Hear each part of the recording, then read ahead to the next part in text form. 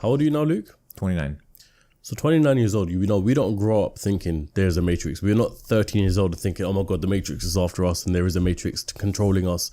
So when was your first encounter with this and how did you discover it in the first place? And what was your response to it at the time?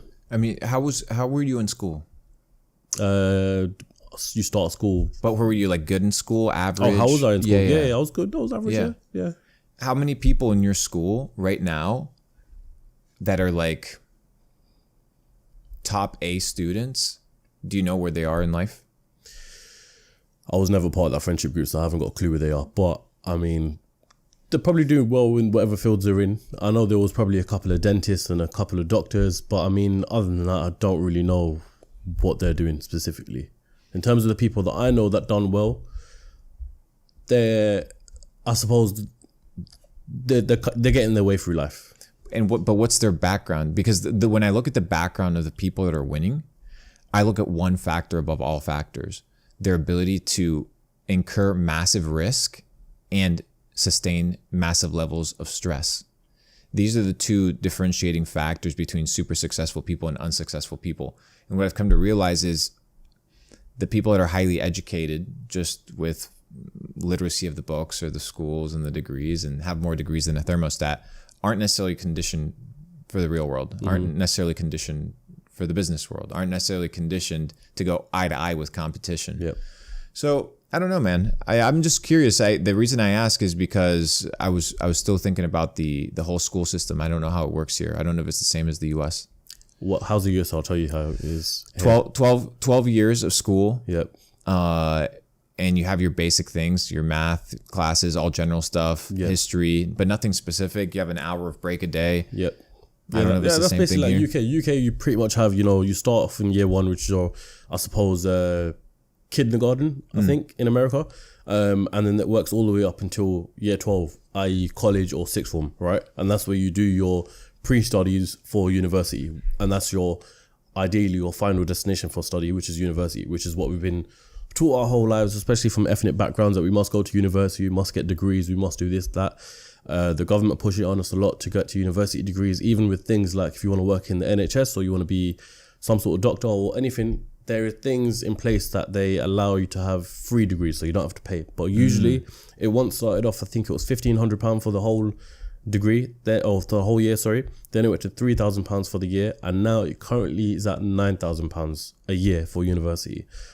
Average is about 3-4 years, so you're already around £45,000 in debt before you even get your job and before you even finish your degree. So that's how it works here. Crazy. Yeah. Crazy. Cheaper than the US though, for most places. Yeah, no, the US, $9,000 a year is community college, but people are paying up to 40, 50, 60,000 a year. Yeah. It's crazy, dude. You know the ones you always see on TV and films, Harvard University. How much does that cost? I'm not sure, but probably 50, 60, somewhere along those lines. Yearly. Yeah, it's crazy. But once again, why do you go to university? Are you going just because of the degree? Are you going because you are actually going to learn something and you're going to develop? Are you going because you're networking? So it all comes down to ROI. That's what people don't seem to understand. It's not that college is bad. It's not that you're not going to learn anything. It's what are you doing with those 4 fucking years that are your prime life to set yourself up for success? Like your 20s are your building blocks, dude. People are waking up at 30 and 40 and like, oh shit, dude. Like I got years to make up right now. I got work to do.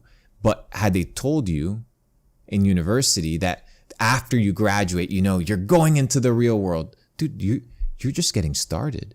You just had 4 years of getting specialized or fucking around, depending on who you are. Most people fuck around. Yep.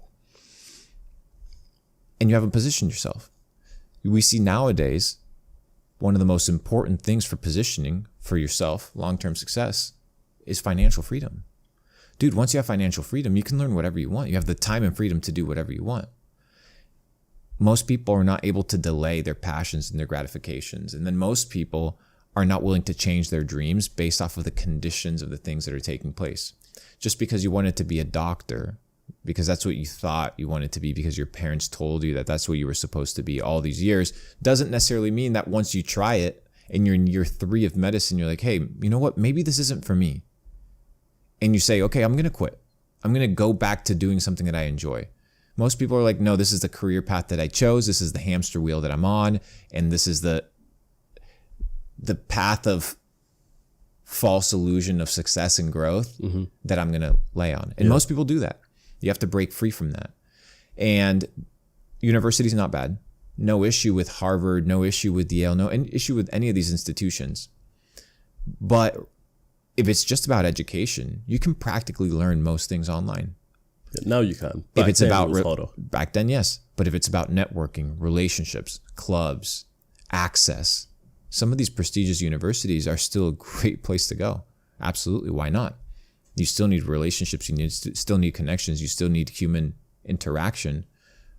So learning is not necessarily the most important part about university today.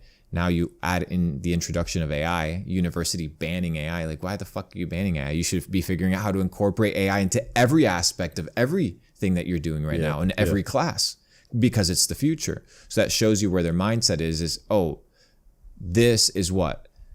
Danger to our business.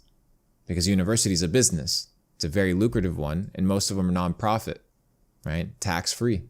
So they say. Or so they say. It's a profitable business. The point is, AI right now is going to disrupt university. So how we think about university is going to change very quickly, very soon. As of right now, if you have a university degree of the top universities in the world, it'll still open up doors. It'll still open up opportunity. It's all about whether you want to invest those 4 years into specializing on something that you don't know whether it'll be around in the future or not. For example, accounting. What type of accounting will humans do in 50 years, 40 years, AI will 30 years? Doing it. AI is already doing most of it. Yeah. So is that job something that we need to focus tens of thousands of people on? Potentially not.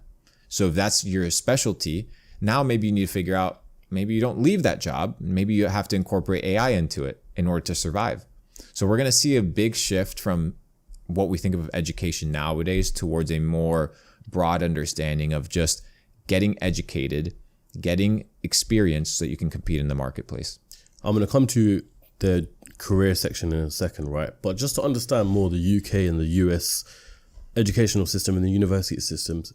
In the US, when you want to go to university, do you get to choose whichever university you want to go, or does it depend on the grades that you get in the school?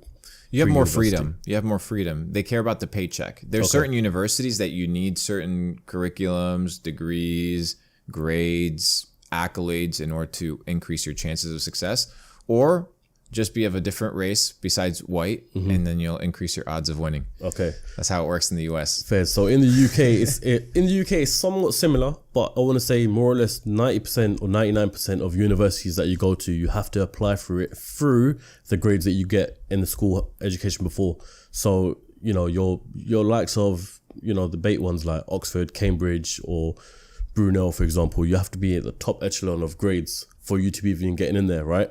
And, coming back to your point on networking, if you're going to these universities, great. You'll probably find a great network there. But I want to say the majority of the public, the majority of students nowadays as well, haven't got the best of grades purely because there's too much distractions going on TikTok and YouTube, etc., all that sort of stuff, right? And so then they come out of grades lower than that, and then they end up going to universities that are much lower of a standard.